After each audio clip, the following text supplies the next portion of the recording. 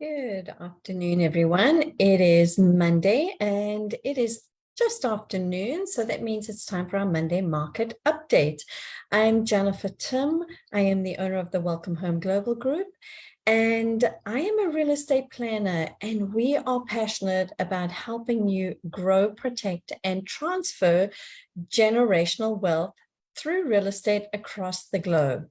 But let's look a little closer to home, and then we're really going to drill down a little closer. We are actually going to look at the global market just briefly, but let me get my PowerPoint up and let's get going. July 10th, can you believe it? And yeah, we've been away for a while. In my family, we've had a wedding, which is always a wonderful thing. We've had the 4th of July, so many reasons to celebrate family. And now we're back making sure that you've got the information that you need. So why are home prices going up? This is a question that I've been getting because, of course, we're hearing in the news media that the market is potentially crashing, that, woe is us and the sky is falling. So let's have a look and see what's happening nationally. We'll have a little glimpse globally, as I mentioned, and then we're going to narrow it down to Southern California and then a couple of our neighborhoods in particular. So nationally, what are we seeing? Well, again, it's all about the interest rates. The jobs report came out last week, and that was a little stronger than the Feds had hoped for. And as a result, our mortgage interest rates went over 7% again. The Feds are responding to this, and they had mentioned that there were two potential Fed rate increases. And again, Fed rates don't necessarily directly translate into mortgage rate increases. Mortgage rates actually follow the 10-year Treasury, but that is influenced as well by what the Feds are doing on the Fed rate. The Feds have said that they are more than likely going to go ahead with those two Fed rate increases. The first one that's being discussed is going to be on the 26th of the month, and they're potentially talking about a 25 basis point increase.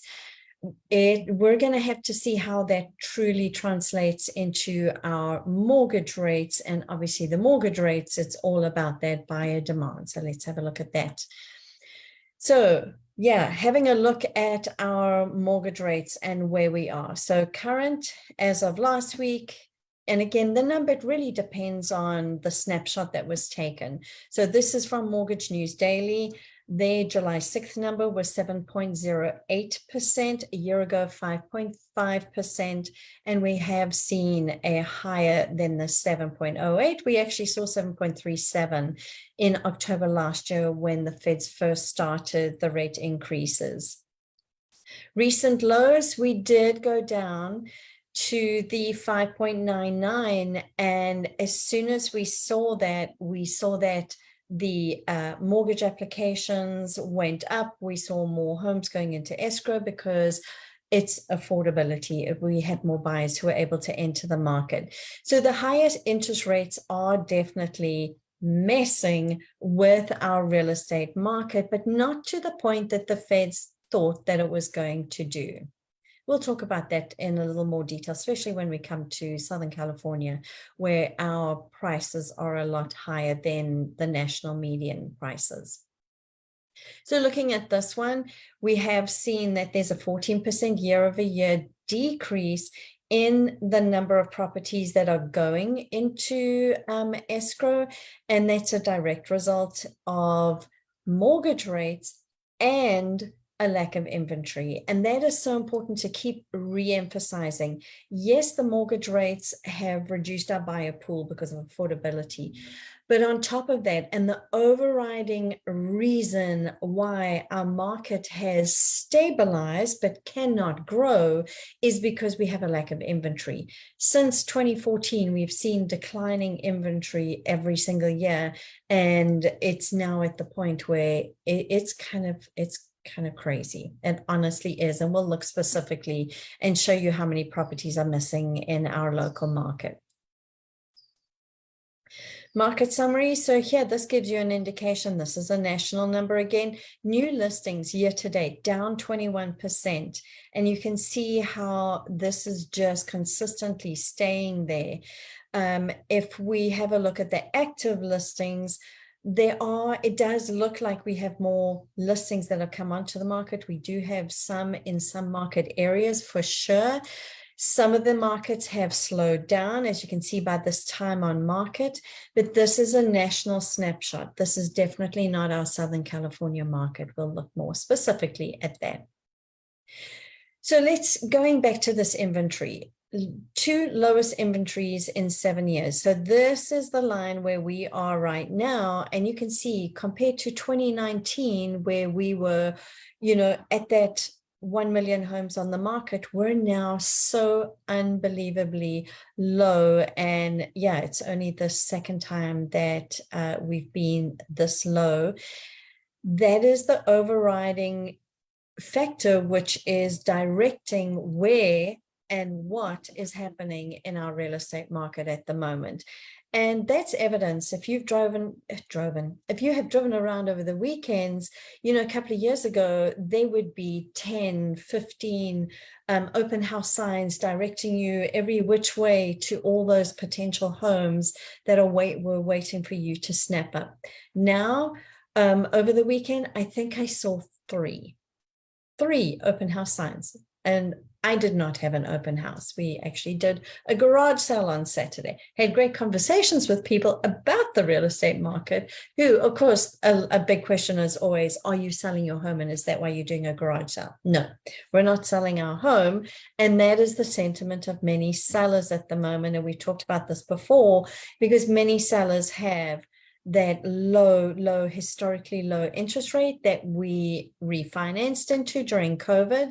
And so we don't have that motivation at the moment to sell our home. And actually we are looking for a new home, but we're not going to sell this one because it doesn't make sense. Our interest rate is so low, and we can get, renters in a heartbeat, and that wouldn't be a problem. So we will definitely cover our mortgage with that. And we are very typical of many of the homeowners in Southern California who are in that same situation. So the new pendings median price, this is why those values, those prices are increasing. It's because we have low inventory, because we still have buyer demand. There are enough buyers who can afford to be in the market. And if we think specifically about Southern California, the buyers who are in the market for the properties that we have on the market, and we'll look specifically at our 4 focus city areas, they're not as impacted by higher mortgage interest rates as perhaps some in other parts of the country. It's a higher price point, and they are financially more secure, our buyers, and have the ability to weather the higher interest rates. So, that's definitely an indication. So just a little fun fact, proximity to Starbucks is correlated to higher home prices. And so do Starbucks stores follow or fuel the market data? So home price change in 5 years after a Starbucks store opened. Within a quarter mile of Starbucks, there's been a 21% 5-year appreciation. Within half a mile of Starbucks, 17% over that 5-year appreciation. So more often than not, a new Starbucks store is an indicator of a higher average, a higher growth in the neighborhood than the average. So just a little fun fact there. And I know not everybody loves Starbucks. I'm sure if they're, when it comes down to the mom and pop craft coffee stores, I'm sure that if they could track that, we would see that too. Because what do we see most people doing over the weekends or many times during the week? Heading to that local store to pick up their favorite brew. So a little global perspective as well. Global home price growth slows to the lowest level since 2015. And this is the international banks have been doing the same thing that our Feds have been doing, and that's increasing the rates to try and rein in inflation. And that has had a dampening effect on the global home prices.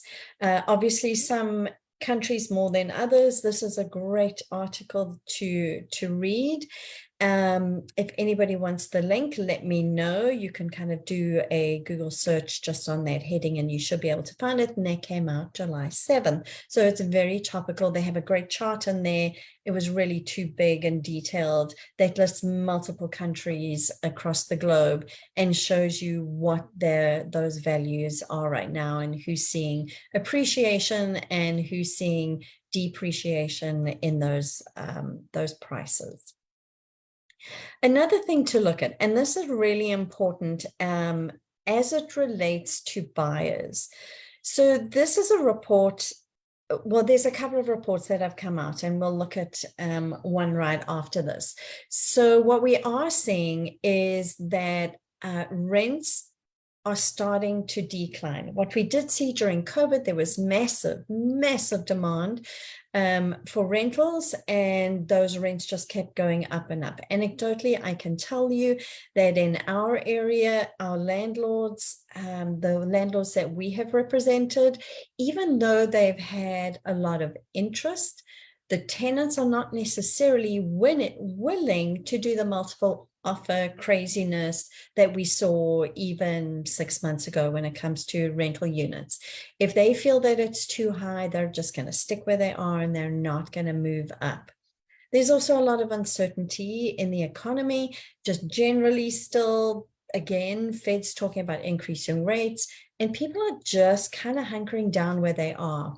But we do know that when vacancy rates go up, rents go down. And there are more and more the challenges with that rental market. So when rents go down, then the investors will tend to sell the property if it's not performing the way that they desire. If the numbers just don't make sense anymore, they're going to potentially sell those properties, which is a good thing for buyers. The other report that I want to show you, so this housing market expert Ivy Zellman says that the rents, especially in multifamily apartments, are at the start of a long decline. So businessinsider.com. This report has just come out from the Joint Center for Housing Studies at Harvard University. And again, this is very important as it relates to buyers. So the supply of low-cost rentals has fallen. Now, this is a national look at those. So we can see over here in 2011, and I don't know why the report, as I said, the report's just come out, but these are numbers that they're showing us from 2011 to 2021. And I think it's just showing that decade gap in between. So if we looked, just over 10 years ago, there were a lot more rentals obviously available and more affordable. So if you think about our young people who are entering into the housing market, this is their first time, they're going out, they're being independent. And for many first-time independent home dwellers, we won't call them home buyers right now, but home dwellers, renting something is normally that first step before you start looking at home ownership. I did that for many years, was a renter until I got that secure job and earned enough to be able to look at purchasing a property. But there are so few affordable units that it's at the point, and this was something that my daughter experienced, who is she's a 27-year-old, and her rent was starting to cost her more than what a mortgage payment would be. So she is now a homeowner and growing equity in her home because it just did not make sense to build the wealth of the landlord as opposed to her own wealth. So buyers and parents of those who are entering into the home ownership realm, those younger folks, think about what that means.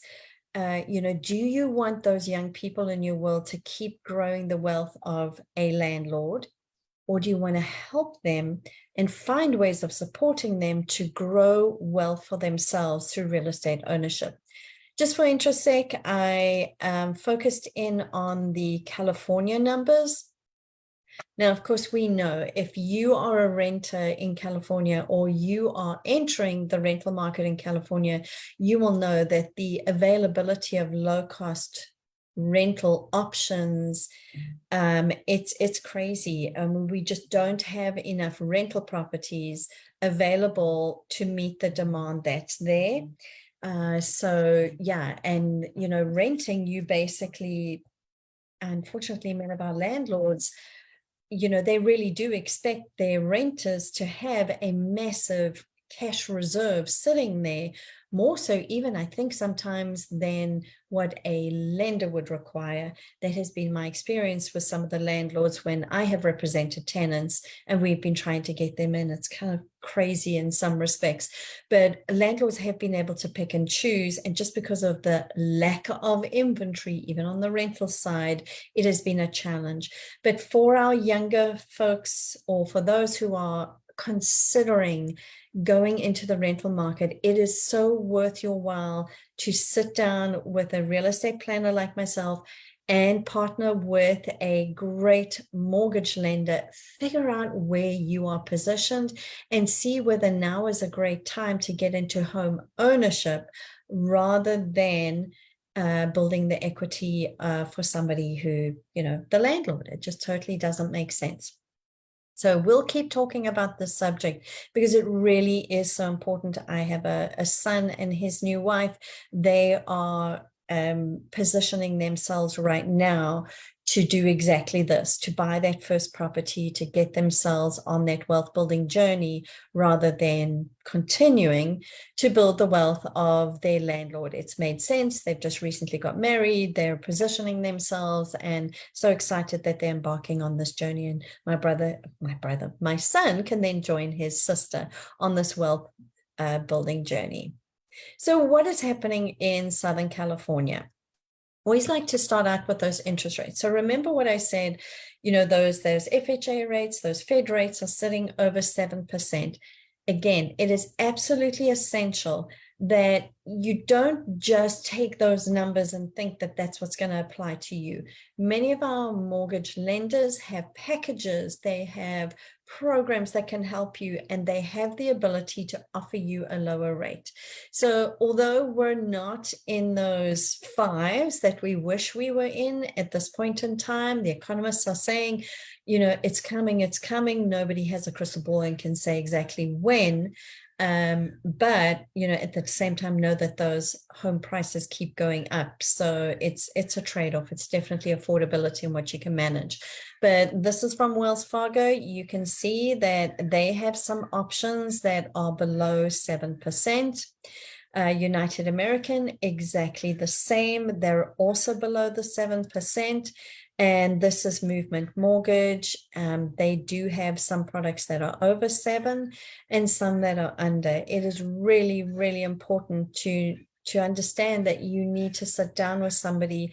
Your real estate planner can get you into contact with a couple of lenders who we know can get you to the closing table, and they will have a look at that financial situation with you. And then that's when we work together as a collaborative team, come up with the strategies and make sure that you're well positioned for the situation.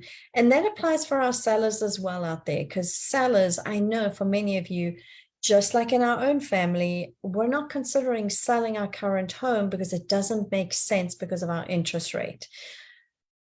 Now we're in a position that we can weather the storm if we find the correct property and buy that next one and then cover the mortgage on this one and potentially part of the mortgage on the next home. But we know, sellers, for many of you, you don't want to sell your property because you don't necessarily want to take on a higher interest rate. But let's have a look at your portfolio. Let's see how we can position you depending on what your needs are. And it's very much that is the deciding factor. The Orange County stats for June just recently came out now that we're in July. So I thought this would be helpful to just give you that month over month and year over year of where we are in Orange County in California. Closed sales were down 2%. Now remember, part of that is because of the interest rate, but more than anything, it's because we have so little inventory. New listings were down 11%. There it is. There's that big, this is what we're missing. Active inventory was up 8%. Now, our higher price properties are definitely taking longer to sell because their buyer pool is even smaller. Median prices on detached properties up 3%. Average sales price up 7%. What other asset do you own that is seeing that kind of appreciation? Real estate is still a great investment over time. Year over year, how do we compare to June of 2022? Closed sales down 16%. By this time last year, this is when we started seeing those interest rates increases. And as a result, the closed sales were starting to decline. So there was more inventory on the market. But you can see our new listings down 41% from last year, active inventory down 37%, median price on detached properties up 5%, average sales price up 6%. So we here in Orange County, that beautiful ocean that we enjoy really creates that buffer for our real estate market. We really don't follow the national trends. Because we have a demand for these beautiful properties, and I'm glancing outside, the sun is out, the beaches are full, and this wonderful lifestyle that we have is something that's highly desirable to buyers in our area.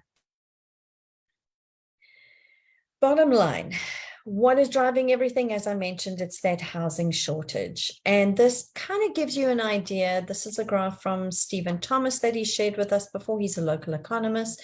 You can subscribe to Reports on Housing. So check him out on YouTube, check him out online, websites, Facebook, you name it.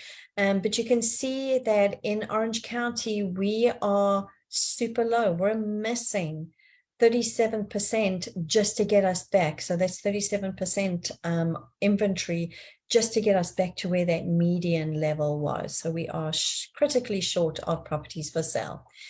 We do know that when the mortgage rates come down, because as I mentioned, we do have buyers out there who can afford to buy in our Southern California markets. They are not as dependent on or influenced by the mortgage interest rates, but we do know that when those mortgage rates come down, we're hearing that we should expect in the high fives to be that sweet point where we'll see a lot more buyers coming back into the market, and then we know that demand is going to come up. The biggest question is going to be, how many sellers are going to be ready then to put their homes on the market? Because that's going to be more affordable, obviously, for sellers as well. They're not going to be able to replace their 3% interest rates or their 4%, but high fives are going to be what we're told to expect. And just know that historically, 7% is that historic average for interest rates. So even though we're talking about sevens being so high right now, there really has been the historic average over the past couple of decades. What's happening in some of our local cities? Let's start off with Dana Point. Dana Point, our median list price for homes, 3.395, so 3.4 million. Again, not as many buyers who can be in that buyer pool for properties in Dana Point. Our average or our median days on market, much prefer to go with that because then we eliminate those outliers. Median days on market is 49. So remember, just to get to a balanced market, we'd have to be 60 to 120 days on the market. So we're still in a seller's market. We are still seeing price decreases if the properties are in that higher luxury price point band and there's motivation from the sellers to get it sold. Our inventory, 53 homes. So we are ever so slightly increasing our inventory, but when the median list price is in that 3.4 million, again, that buyer pool is a very reduced pool of buyers, so that's influencing that. But we are still and have been in a slight seller's market for an awfully long time. Laguna Beach, median list price, almost 5.5 million. Your median days on market is 63. So we're just kind of entering into that more of a balanced market. Our price decreases, not as many, 27% are seeing some price decreases, and we have 105 properties on the market. Again, we saw some peaks and now that's leveling off a little bit. So it's also a slight seller's market, but again, higher price point definitely reduces your buyer pool. Those luxury properties do tend to stay on the market longer. San Clemente, median list price 2.275, so let's say 2.3 million. Your median days on market 49, so we're still in that seller's market. Couple of price reductions still, so 32% of those high price properties are seeing some price reductions, and we have 81 homes on the market. Again, we've seen some increases, but now we're starting to see the inventory, the new properties coming on the market tapering off again. So seller's market, again, still in San Clemente. San Juan Capistrano is now sitting close to the 2.7 million. Median days on market, 35. And I'll say it every single time we do this, that San Juan Capistrano has been our strongest, hottest seller's market and remains that way. And it's been like this for months and months. Median days on market, 35, crazy.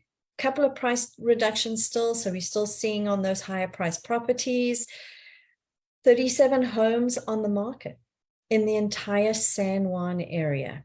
And that is what's driving all of these 4 cities, is because we have so little inventory and there's still demand, and that demand will only keep increasing if the interest rates, when the interest rates kind of come down.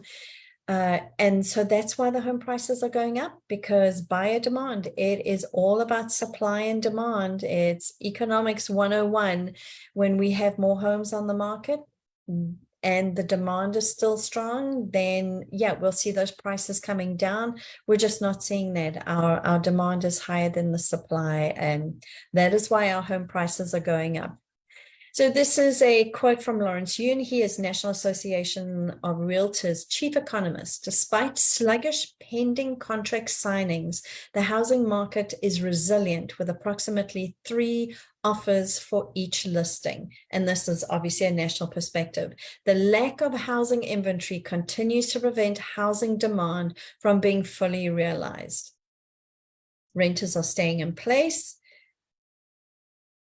As soon as we see those lower interest rates, then and more sellers are willing to make the jump and take on a slightly higher interest rate, then that's basically what we're waiting for. And we're anticipating, realtors are ready, that when that moment comes, we are so ready to get out there and make sure we can do the matchmaking of buyers to homes and help those sellers onto that next chapter in life. Just as a reminder, if you have any questions about your real estate portfolio, as a real estate planner, we are all here about, everything we do is to help Southern California families really build, protect, and transfer wealth through real estate. We're so honored to be able to do that for you. We have a couple of tools in our tool belt. A big one right now that we're working on is doing asset performance tests. Are your investment properties truly providing what you need from them? Could they be performing better? Is it time to get rid of one, take on a different one? Or are you at that point where you are tired of the terrible T's, the tenants, the trash, the termites, you name it? There's toilets, we can just add a whole bunch of T's onto that one. If you're ready to get out of that part of wealth building and transfer that wealth into another financial vehicle, we have great partners that we work with. We can help you with those strategies, those connections, and make sure that you're blessing your family the way that you intended, and your hard work and efforts are going to pay off. So we look forward to hearing from you. Any other questions about the market, please don't hesitate to reach out. We are back. We will be back next Monday. Do have kind of crazy schedule coming up the next couple of weeks, but we're going to do our best to be back more often so that we can give you the information and empower you to make the decisions that make sense for you and your family. Well, hopefully you'll get some time to go out and enjoy the stunning weather out there today. I dare and drive past the beach today because that'll just, there's that pool. That's why we live here. I'm right here in my office working hard and making sure that we're here to support you. Have a wonderful rest of your week. Bye.